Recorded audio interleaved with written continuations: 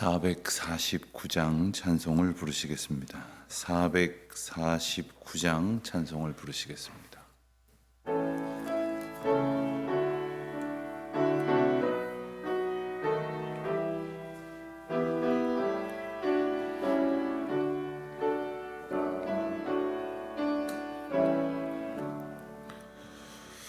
예수 따라가며 복음 순종하면 우리 행할 길 환하겠네. 주를 의지하며 순종하는 자를 주가 늘 함께 하시리라. 의지하고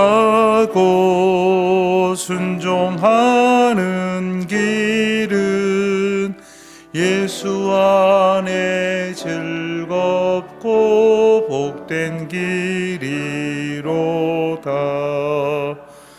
해를 당하거나 우리 고생할 때 주가 위로해 주시겠네. 주를 의지하며 순종하는 자를 주가 안위해 주시리라. 의지하고 순종하는 길은 예수 안에 즐겁고 복된 길이로다. 남의 짐을 지고 슬픔 위로하면 주가 상급을 주시겠네. 주를 의지하며 순종하는 자를 항상 복 내려 주시리라. 의지하고 순종하는 길은 예수 안에 즐겁고 복된 길이로다. 우리 받은 것을 주께 다 드리면 우리 기쁨이 넘치겠네. 주를 의지하며 순종하는 자를 은혜 풍성케 하시리라. 의지하고 순종하는 길은 예수 안에 즐겁고 복된 길이로다. 주를 힘입어서 말씀 잘 배우고 주를 모시고 살아가세. 주를 의지하며 항상 순종하면 주가 사랑해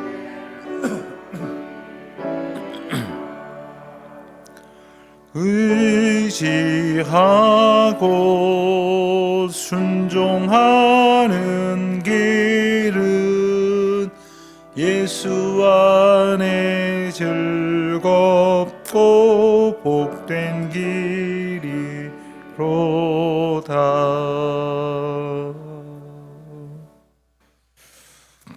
하나님 아버지, 저희를 오늘도 주의 거룩하신 은혜 가운데 인도하시고 이 아침 주의 전에 나와 찬송하고 기도하게 하심을 감사드립니다.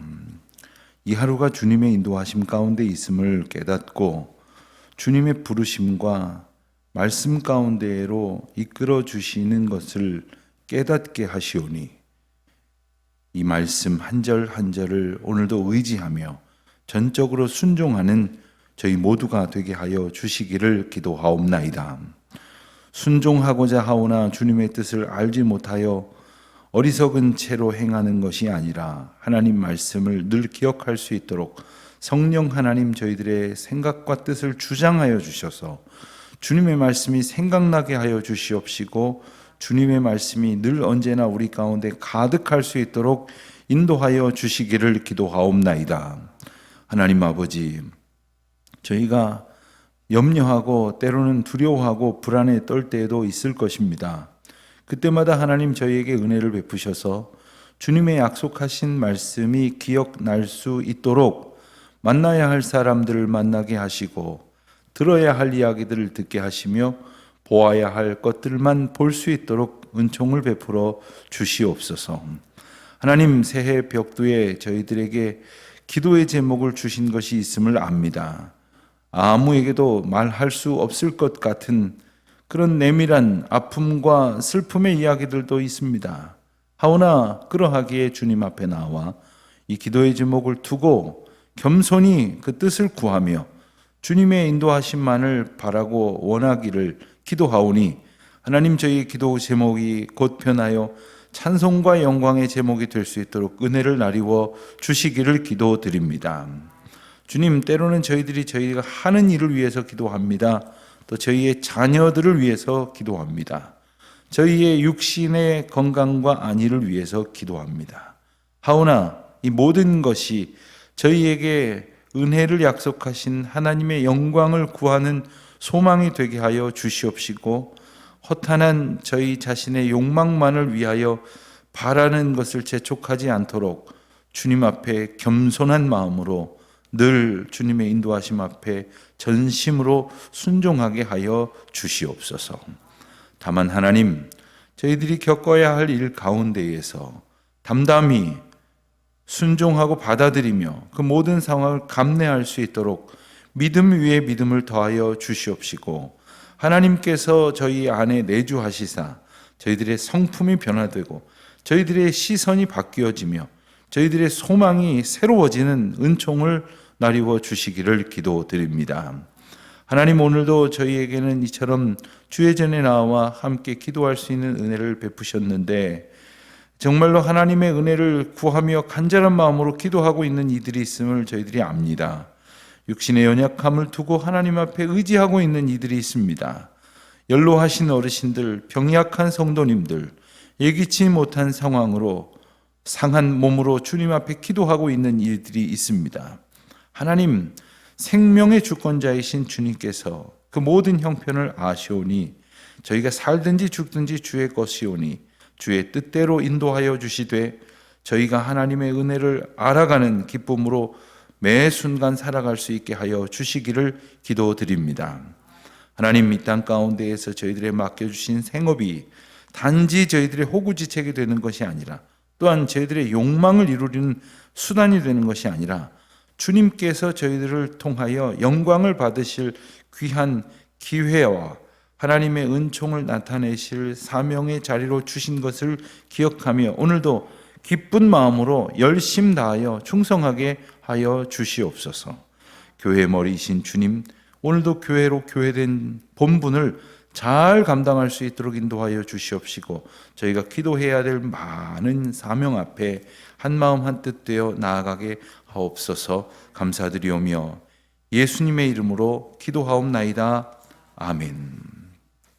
오늘은 누가복음 1장 26절부터 56절까지 말씀, 조금 긴 본문인데 우리가 먼저 한 목소리로 읽도록 하겠습니다. 누가복음 1장 26절부터 56절까지의 말씀을 같이 한 목소리로 봉독합니다. 6째 달에 천사 가브리엘이 하나님의 보내심을 받아 갈릴리 나사렛이란 동네에 가서 다윗의 자손 요셉이라 하는 사람과 약혼한 처녀에게 이르니 그 처녀의 이름은 마리아라. 그에게 들어가 이르되 은혜를 받은 자여 평안할지어다. 주께서 너와 함께 하시도다 하니 처녀가 그 말을 듣고 놀라 이런 인사가 어찌 맞는가 생각하며 천사가 이르되 마리아여 무서워하지 말라. 내가 하나님께 은혜를 입었느니라. 보라 내가 잉태하여 아들을 낳으리니 그 이름을 예수라 하라. 그가 큰 자가 되고 지극히 높으신 이의 아들이라 일컬어질 것이요 주 하나님께서 그 조상 다윗의 왕위를 그에게 주시리니 영원히 야곱의 집을 왕으로 다스리실 것이며 그 나라가 무궁하리라. 마리아가 천사에게 말하되 나는 남자를 알지 못하니 어찌 이 일이 있으리이까. 천사가 대답하여 이르되 성령이 내게 임하시고 지극히 높으신 이의 능력이 너를 덮으시리니 이러므로 나실 바 거룩한 이는 하나님의 아들이라 일컬어지리라. 보라 내 친족 엘리사벳도 늙어서 아들을 배웠느니라. 본래 임신하지 못한다고 알려진 이가 이미 6달이 되었나니 대적 하나님의 모든 말씀은 능하지 못하심이 없느니라. 마리아가 이르되 주의 여종이오니 말씀대로 내게 이루어지리라 하매 천사가 떠나가니라.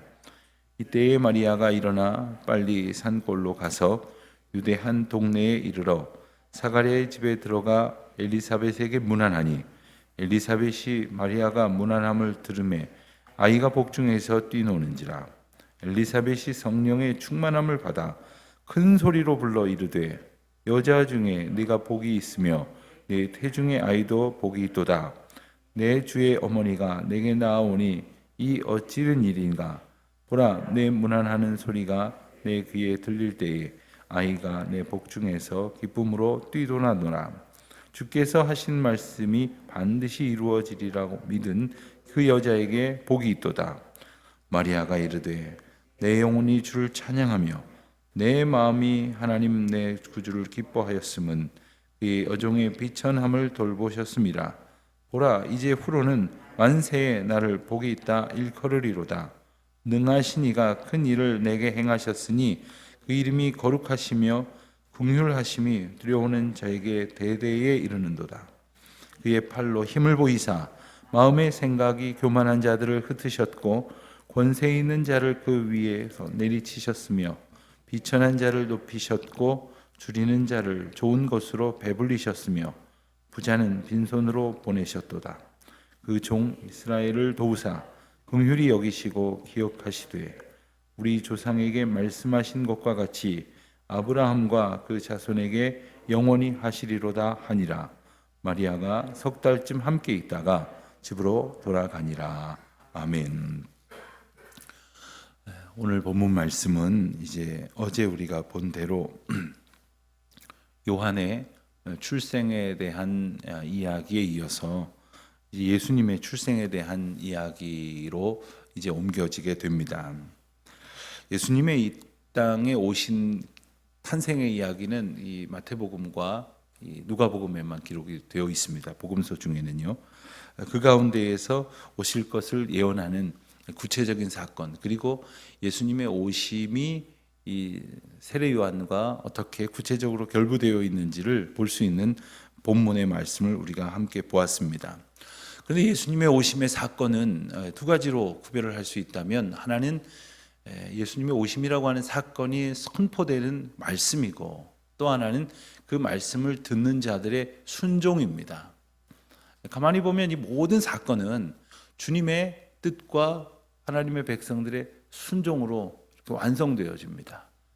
그래서 하나님께서 우리를 부르시는 것도 우리의 순종이라고 하는 응답을 통해서 완성이 되는 겁니다. 하나님께서 저와 여러분에게 직분도 주시고 사명도 주시고 비전도 주십니다.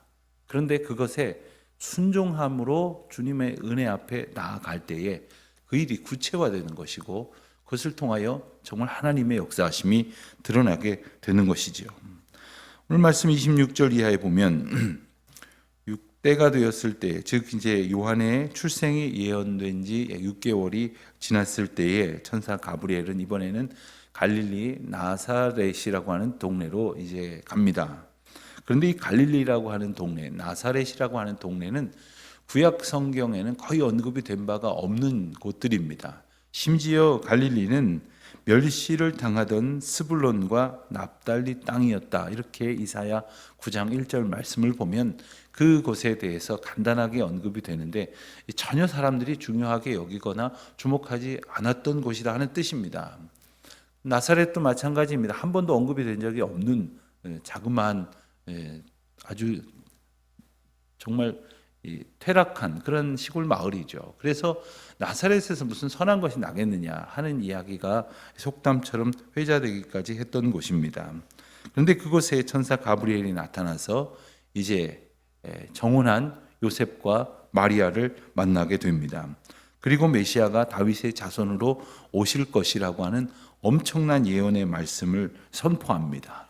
근데 이것은 이미 이사야서 1장 또 7장 그리고 미가서 여러 군데에서 예언된 예수님의 탄생 이야기의 구체적인 실현이었습니다. 그러니까 하나님께서 예언을 통해서 약속하시고 성취를 통해서 다시 한번 그 약속을 확증하십니다. 사람들은 생각할 때에 나사렛에 무슨 선한 것이 나겠느냐라고 말했지만 하나님께서는 하나님의 뜻을 이루시기 위하여 하나님의 방편으로 예언하시고 그리고 준비케 하시고 그 예언을 이루시는 일로 사람들로 하여금 하나님의 뜻이 성취되는 것을 깨닫게 하셨던 것입니다. 그래서 가브리엘은 마리아를 만나서 먼저 28절에 보니까 은혜 받은 자여 이렇게 부릅니다. 은혜를 받은 자여. 그것은 이제 있을 모든 일들, 하나님께서 마리아를 택하시고 그의 몸을 통하여 예수 그리스도가 태어나실 일을 가리키는 것입니다. 그런데 그 은혜를 받을 자여라는 그러한 축복의 선포를 하면서 이제 마리아를 부르기를 처녀라고, 또한 처녀가 이제 아이를 낳는 것에 대한 언급을 구체적으로 반복합니다. 이것은 그녀의 출산이 어떤 인간적인 그런 방법으로가 아니라 성령의 방법으로 되어지는 일이며 하나님의 은혜를 입었음을 선포합니다. 그 가운데에 이제 마리아는 예기치 못한 상황을 만나게 됨으로 인하여 두려워하게 되고 그 상황을 받아들이기 힘들어하는 그러한 장면을 우리가 지금 보고 있습니다. 그런데 하나님께서는 이제 마리아를 통해서 태어날 아기, 즉 아기 예수가 어떤 존재인지를 32절, 33절에 보면 아주 구체적으로 5가지를 언급을 하면서 이제 말씀을 하십니다. 첫 번째로는 그 태어날 아기 예수는 큰 자가 될 것이다 이렇게 말씀을 하시고, 두 번째로는 지극히 높으신 이의 아들이라 이렇게 불릴 것이라 하는 선포를 하십니다. 그리고 세 번째로는 주 하나님이 다윗의 왕위를 그에게 주실 것이며, 또한 네 번째로는 그는 영원히 왕으로 다스리실 분이라고 하는 사실, 그리고 다섯 번째는 그가 다스리시는 나라는 영원하실 것이다. 여러분, 우리가 통상적으로 하나님에 관한 말씀이니 그럴 것이다 라고 생각하기 쉽지만 이 순간 천사로부터 이 구체적인 선포를 들었을 때에 마리아가 받아들일 그러한 의미를 한번 생각해 보십시오. 그리고 태어날 아기 예수, 이 땅에 오실 메시아는 바로 이런 분이시라고 하는 사실을 우리에게 일깨워 주십니다. 예수 그리스도는 말할 것도 없이 그 누구와도 비교할 수 없는 크신 분입니다. 단지 위대한 분이다라는 정도의 말로는 설명이 안 됩니다. 채워질 수 없는 그런 부분이죠. 그분은 하나님의 아들이시며 동시에 인간의 몸을 입고 오신 하나님 자신이십니다. 자, 이제 마리아가 어떻게 반응하는지를 34절 이하에서 봅니다. 마리아는 우선 천사의 말을 이해할 수가 없었습니다. 그 말뜻도 못 알아들었을 것입니다. 무슨 말을 하는지 일찍이 들어본 적도 없는, 예상할 수도 없는 그러한 이야기를 하고 있기 때문입니다. 그리고 자기 자신이 남자를 알지 못하는 처녀였기 때문입니다. 천사는 이 모든 일들이 성령을 통해 이루어지는 것이라고 말하고 있습니다. 그래서 두려워하고 있는 마리아에게 하나님께서는 그에게 믿음을 확신할 수 있도록 그의 친족인 엘리사벳의 임신이라고 하는 증표를 보여주시고 확인하게 하십니다. 사실 하나님께서 우리에게 믿음을 주실 때 정말 산을 옮길 만한 믿음을 주신다 할지라도 우리가 가지고 있는 의심, 편견, 선입견, 그리고 인간적인 여러 가지 그러한 그 관성에 의해서 하나님께서 주신 믿음으로 온전히 살지 못하고 살 때가 많습니다. 그런데 하나님께서 그럴 때마다 그 믿음을 공교하게 해주시기 위하여 그 믿음 위에 굳건히 설 수 있는 그러한 하나님의 방식으로 우리에게 보여주시고 또 들려주시고 또 깨닫게 하십니다. 예컨대 지난밤 우리가 잠자리에 들 때 기도하면서 하나님께서 이렇게 내게 말씀을 주셨으니 이렇게 살아야겠다 하다가도 아침에 일어나 보면 갑자기 엄습해오는 어떤 불안이 있습니다. 어떤 두려움이 있습니다. 그런 마음을 다 버리지 못한 채 하루를 시작할 때가 있습니다. 그러나 다행히 우리가 교회 예배당에 나와서 찬송하는 가운데 또 기도하는 가운데 말씀을 듣는 가운데 그리고 하나님 앞에 다시 그 말씀에 아멘하는 가운데 우리는 하나님께서 인도하시는 그 믿음의 확신 가운데로 다시 인도함을 받게 되는 것입니다. 마리아는 천사의 이야기가 어쩌면 참 황당했을 것입니다. 그리고 두려웠을 것입니다. 만일 정말 그렇게 된다고 하면, 그래서 처녀인 자기 자신이 아기를 낳는다고 하면 그것은 돌 맞아 죽어도 더 할 말이 없는 일이기 때문에 그렇습니다. 당시 사회적 풍속으로 보면 이제 정혼을 한 후에 약 1년 뒤가 되면 이제 함께 가정을 이루어 살아갑니다마는 정혼을 하고 얼마 시간이 지나면 이제 같이 지내지 않더라도 사실상 남편과 아내로 간주가 됩니다. 그런데 같이 이제 지내지 않고 있는 상황 속에서 아이를 뵌 것이 드러났다. 이건 그저 이스라엘 백성 공동체 안에서는 그저 죽임을 당해도 아무 변명이 없는 것입니다. 사회적으로 아무런 이유를 달 수 없는 그런 상황이 되는 것입니다. 그렇기 때문에 이 상황을 얼마나 두려움 가운데에 들었을까. 또한 당시의 결혼 연령을 생각해 보면 마리아의 나이를 약 13세에서 한 16세 사이에 추정을 합니다. 어린 소녀입니다. 뭐 중학생, 고등학교다 우리로 말하면 아직 고등학교 학생 정도도 되지 않을 그 어린 나이에 있는 소녀에게 하나님께서 이와 같은 엄청난 이야기를 들려주시지만 또한 그와 같은 엄청난 은혜의 일을 믿음으로 받아들이고 순종할 수 있도록 하나님께서 하나님의 방편을 동원하셔서 그에게 믿음을 더하여 주신다는 거예요. 천사를 보내주시고 그리고 천사를 통해 듣게 하시고 또 우리가 읽은 것처럼 이제 엘리사벳에게로 가서 엘리사벳에게 펼쳐지고 있는 하나님의 거룩한 역사를 보게 하십니다. 39절 말씀을 보면 이때에 하고 바로 그 이야기를 들었을 때에 마리아가 일어나서 빨리 산골로 가서 유대 한 동네에 이르렀다고 했습니다. 아마 그 이야기를 듣고는 두려운 마음에 그리고 정말 궁금한 마음에 그리고 하나님께서 내게 말씀하시고 이 사건을 통해서 임재하셨다고 하는 사실에 대한 그 기대와 설레임 때문에 여러 가지 감정을 가지고 그는 발길을 재촉해서 이제 유대 한 동네에 이르러 엘리사벳을 방문합니다. 누가는 엘리사벳이 성령이 충만하였다고 41절에서 전하고 있습니다. 그래서 이 구절을 보면서 성령 충만하다고 하는 표현이 사도행전에 이르러서 성령 강림 사건 때에쯤에나 나타나는 어떤 묘사로 이해할 수 있지만 이미 성령 충만함이라고 하는 것이 어떤 것인지를 이 말씀을 통해서 우리에게 예시하시는 것을 보게 됩니다. 그리고는 42절에서 보는 것처럼 마리아에게 여인들 중에 내가 복되다 이렇게 축복의 인사를 전합니다. 그럼 말할 것도 없이 여인들 중에 가장 소중한 생명, 이 땅에 오신 하나님, 또 하나님의 아들로 오신 예수 그리스도를 이제 갖고 그리고 그 몸을 통해서 낫게 되기 때문에 그러한 축복을 합니다. 여성들에게 있어서 자녀를 칭찬하고 자녀를 축복하면서 이제 안겨주는 그러한 영예만큼 큰 것은 없을 것입니다. 그러한 그 일반적인 인식에서 기인하기도 합니다만은 무엇보다도 마리아가 복된 이유는 이제 메시아를 출산할 것이라고 하는 사실을 이제 하나님께서 그들에게 함께 알게 해 주셨다는 것입니다. 마리아는 이 두 가지 사실에서 놀랐을 것입니다. 첫째는 엘리사벳이 임신했다고 하는 사실로도 놀랐지만 엘리사벳을 통해서 자신에게 말씀하신 메시아의 수태고지가 분명한 사실로 받아들일 수 있도록 확증해 주셨기 때문에 그렇습니다. 우리에게도 하나님께서 우리에게 생각나게 하신 것들을 말씀을 통해서 또 묵상하는 가운데, 기도하는 가운데 성령님의 인도하심 가운데에 깨닫게 하실 것이고, 그럴 때마다 더욱더 분명하게, 더욱더 확실하게 순종의 삶을 살아갈 수 있어야 할 것입니다.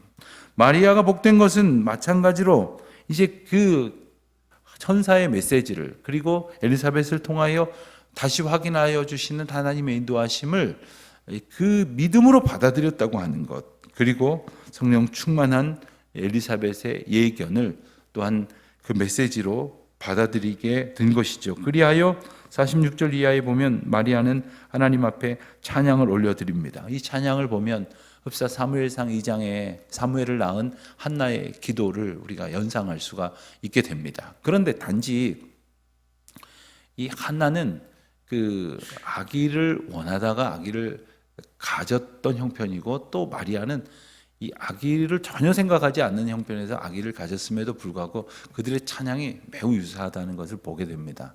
그 마리아의 찬양이나 한나의 찬양이 단지 어떤 그 아기가 내게 허락되어지고 그렇지 않고의 문제가 아니라는 거예요. 하나님께서 이 상황을 통하여 우리와 함께 하신다고 하는 사실, 그것을 바꿔 말하면 하나님께서 우리 가운데 임재하셨다고 하는 사실, 하나님께서 나와 동행하신다고 하는 사실을 인하여 나를 구원하신 하나님에 대한 감사와 고백이 표현되어지고 있는 것입니다.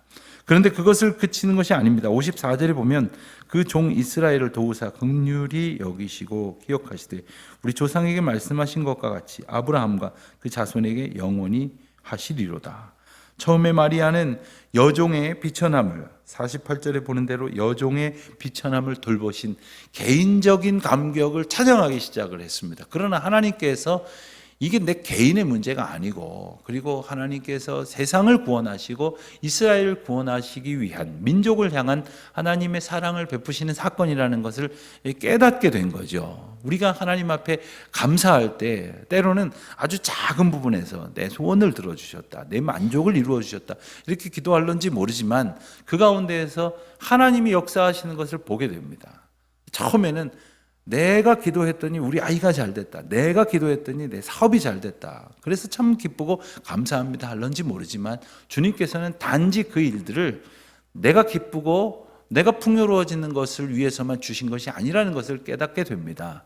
그리하여 하나님께서 인류를 구원하시고 민족 가운데 하나님의 은혜를 베푸셨다고 하는 것을 마리아로 깨닫게 하신 것처럼, 우리가 하나님의 은혜 앞에 찬송하고 기도할 때에 더욱 주님의 은혜가 우리의 삶에, 그리고 우리를 통하여 이 땅 가운데에 널리 선포하신다는 뜻을 깨닫게 되어지는 것입니다. 오늘 이제 우리가 하루를 살아갑니다. 우리의 소원으로 시작하지만 하나님의 영광이 찬송되어지는 것으로, 나의 만족을 위해서 기도한 것 같지만 모든 하나님의 은혜 안에 모든 뜻을 이루어 가시는 하나님의 인도하심 앞에 우리가 있음을 깨달음으로 더 큰 찬송과 기쁨을 고백하는 우리 모두가 되시기를 주님의 이름으로 축원드립니다. 기도하겠습니다. 하나님 아버지, 감사합니다. 비천한 마리아를 통하여 하나님의 놀라운 역사를 보여주신 것처럼 저희들의 삶과 모습이 연약하기 짝이 없지만, 아무런 공로가 없지만 주님의 영광 드러나는 하나님의 도구된 삶을 살아갈 수 있도록 은혜를 베푸시옵소서. 감사드리오며 예수 그리스도의 이름으로 기도하옵나이다. 아멘. 하늘에 계신 우리 아버지, 아버지의 이름을 거룩하게 하시며 아버지의 나라가 오게 하시며 아버지의 뜻이 하늘에서와 같이 땅에서도 이루어지게 하소서. 오늘 우리에게 일용할 양식을 주시고 우리가 우리에게 잘못한 사람을 용서하여 준 것 같이 우리 죄를 용서하여 주시고 우리를 시험에 빠지지 않게 하시고 악에서 구하소서. 나라와 권능과 영광이 영원히 아버지의 것입니다. 아멘.